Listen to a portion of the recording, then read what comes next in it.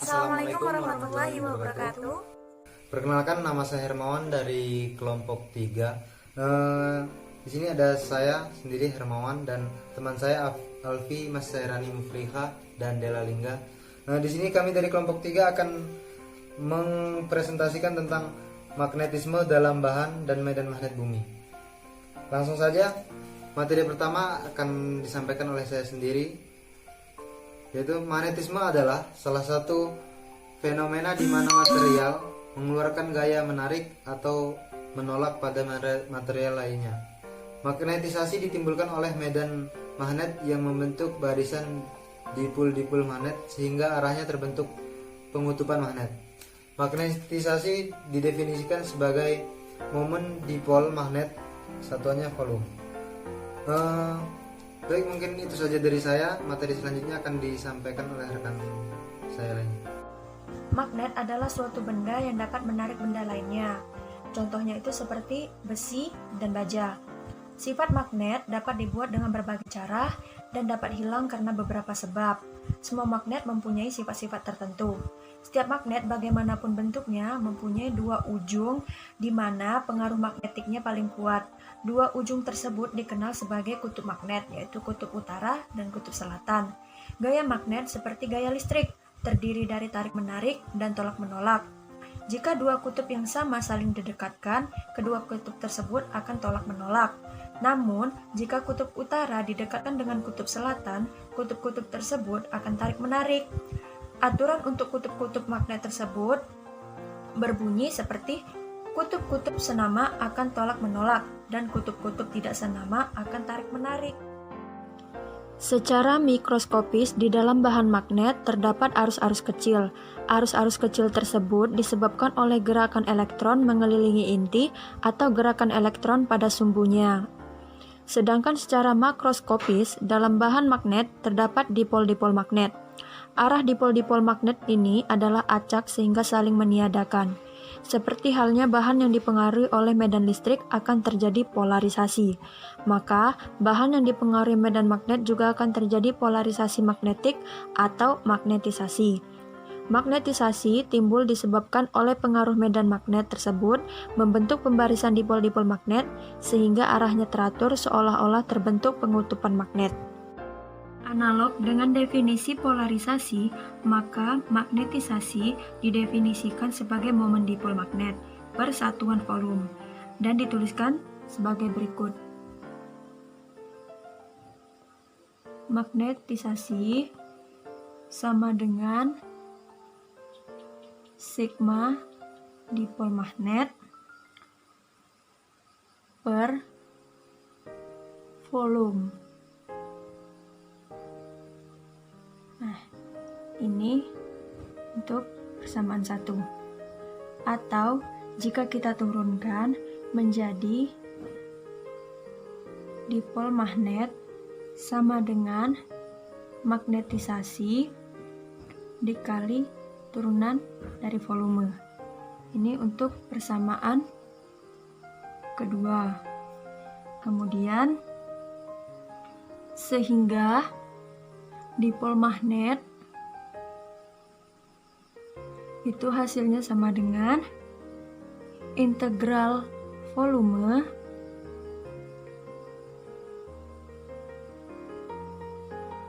magnetisasi dikali turunan volume. Nah, dari persamaan tadi, satuan dari magnetisasi adalah ampere per meter. Arah polarisasi listrik adalah searah dengan arah medan listrik. Sedangkan arah magnetisasi, pertama, searah dengan medan magnet untuk bahan paramagnetik. Yang kedua, berlawanan arah dengan medan magnet untuk bahan diamagnetik. Kemudian yang terakhir, untuk bahan ferromagnetik, magnetisasi searah dengan medan magnet. Jenis-jenis magnet. Jenis-jenis magnet seperti pada biji besi disebut magnet alam. Jenis magnet yang lain disebut magnet buatan karena memang dibuat untuk keperluan tertentu. Saat ini, orang dapat membuat magnet dari besi, baja atau campuran logam yang lain. Contoh magnet buatan itu seperti magnet batang, magnet jarum, magnet silinder, dan magnet ladam. Ferromagnetik. Bahan-bahan seperti besi, nikel, dan kobalt termasuk ferromagnetik. Ferromagnetik adalah bahan yang dapat mempunyai magnetisasi spontan besar tanpa adanya medan magnet keluar, maka medan magnet di dalam bahan menjadi ribuan kali dari medan magnet di luar. Semakin besar medan luar, maka medan magnet dalam bahan semakin besar. Semakin besar magnet luar, akan tetapi pada suatu ketika akan mencapai tingkat kejenuhan. Artinya, walaupun medan magnet ditambahkan terus menerus, maka medan dalam bahan tidak bertambah lagi. Paramagnetisme. Kemagnetan seperti yang kita kenal dalam pengalaman kita sehari-hari adalah suatu cabang penting yang khusus dari pelajaran yang dinamakan ferromagnetisme. Di sini kita membicarakan sebuah bentuk kemagnetan yang lebih lemah yang dinamakan paramagnetisme. Untuk kebanyakan atom dan ion, maka efek-efek magnet elektron termasuk kedua, gerakan spinnya dan gerakan orbitalnya persis saling meniadakan satu sama lain atau ion tersebut. Tidak bersifat magnet. Hal ini untuk gas-gas mulia pada golongan seperti V, A seperti neon, untuk ion-ion seperti Cu2+, yang menjadikan tembaga biasa untuk atom dan ion lainnya, maka efek-efek magnet elektron tidak saling menghilangkan sehingga atom tersebut secara keseluruhan mempunyai momen dipol magnet. Contoh-contoh dijumpai antara unsur-unsur transisi seperti Mn2+, unsur tanah jarang seperti Gd4+, dan unsur aktinida seperti U4+. Diamagnetisme. Pada tahun 1846, Michel Faraday menemukan bahwa sebuah contoh bahan bismut yang didekatkan ke kutub sebuah magnet yang kuat akan ditolak. Dia menamakan zat semacam itu diamagnetik, atau yang bertentangan dengan contoh bahan paramagnetik yang ditarik oleh kutub magnet. Diamagnetisme yang ada di dalam semua zat adalah salah satu efek yang begitu lemah sehingga kehadiran efek tersebut ditutupi atau tidak terlihat. Di dalam zat-zat terbuat dari atom-atom yang mempunyai momen dipol magnet neto, yakni di dalam zat paramagnetik atau zat paramagnetik foramagnetik. Di sini setiap elektron yang berputar mempunyai momen magnetik orbital, tetapi untuk atom tersebut secara keseluruhan, maka lintasan-lintasan diarahkan secara sembarang sehingga tidak ada efek elektromagnetik neto. Baik, mungkin cukup sekian materi yang dapat saya sampaikan. Untuk materi selanjutnya akan disampaikan oleh rekan saya. Nah, selanjutnya saya akan menjelaskan tentang cara menghilangkan magnet. Cara yang pertama itu dengan cara pemanasan. Jadi, jika bahan dipanaskan, maka atom-atom akan bergerak lebih keras. Nah, karena atom-atom tadi bergerak lebih keras, maka mengakibatkan arah orientasi kemagnetan atom-atom berubah dan mengubah arah kutub kemagnetan domain. Arah kutub domain menjadi acak sehingga sifat kemagnetan bahan menjadi hilang. Cara yang kedua yakni pemukulan. Pemukulan yang terus-menerus pada bahan magnetik dapat pula mengubah arah kutub domain menjadi acak, sehingga mengakibatkan sifat kemagnetan bahan juga dapat menghilang. Dan yang ketiga itu dililiti kumparan yang dialiri arus bolak-balik. Nah, arus bolak-balik ini dikenal dengan arus AC. Nah, jika sebuah batang magnet ditempatkan dalam kumparan yang dialiri arus bolak-balik, maka magnet batas tersebut berada di bawah pengaruh magnet lain yang memiliki arah kutub yang berubah-ubah.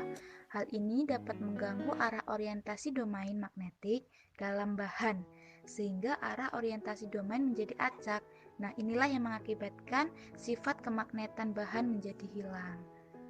Selain kita dapat menghilangkan sifat-sifat magnet, kita juga dapat membuat magnet. Nah, ada beberapa cara membuat magnet, yakni secara sentuhan, yang kedua induksi, yang ketiga magnetik, dan menggunakan arus listrik.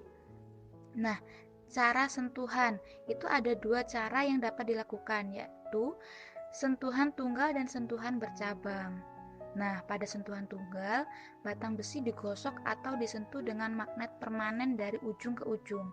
Penggosokan ini dilakukan dalam satu arah secara berulang-ulang. Setiap kali selesai melakukan penggosokan, magnet batang diangkat tinggi-tinggi di atas batang besi. Nah, hal ini bertujuan agar sifat magnet tidak melemah. Namun, pembuatan magnet dengan cara ini memiliki kelemahan, yaitu mempunyai salah satu kutub yang lebih dekat pada ujung batang daripada yang lain. Kemudian, cara memagnetkan besi yang lebih baik adalah dengan sentuhan bercabang. Pada metode ini, batang digosok secara serempak dari tengah ke ujungnya dengan dua kutub magnet batang yang berlawanan. Jadi, dua kutub magnet tersebut berlawanan. Pada metode ini, kutub yang dihasilkan pada ujung batang selalu berlawanan dengan kutub magnet yang menggosoknya. Jadi ingat, kutub magnetnya selalu berlawanan. Nah, cara yang kedua yaitu induksi magnetik. Jadi, sifat magnetik itu dapat juga dihasilkan dengan mendekatkan besi atau baja tanpa disentuh.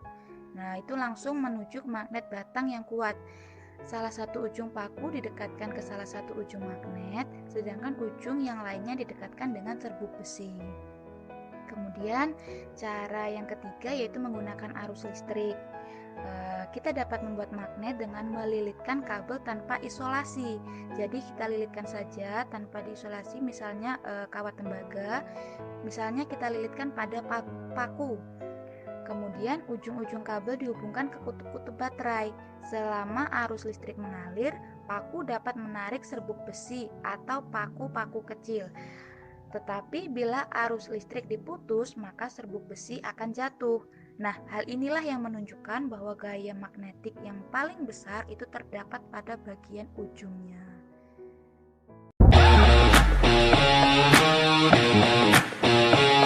Basu 17 right here.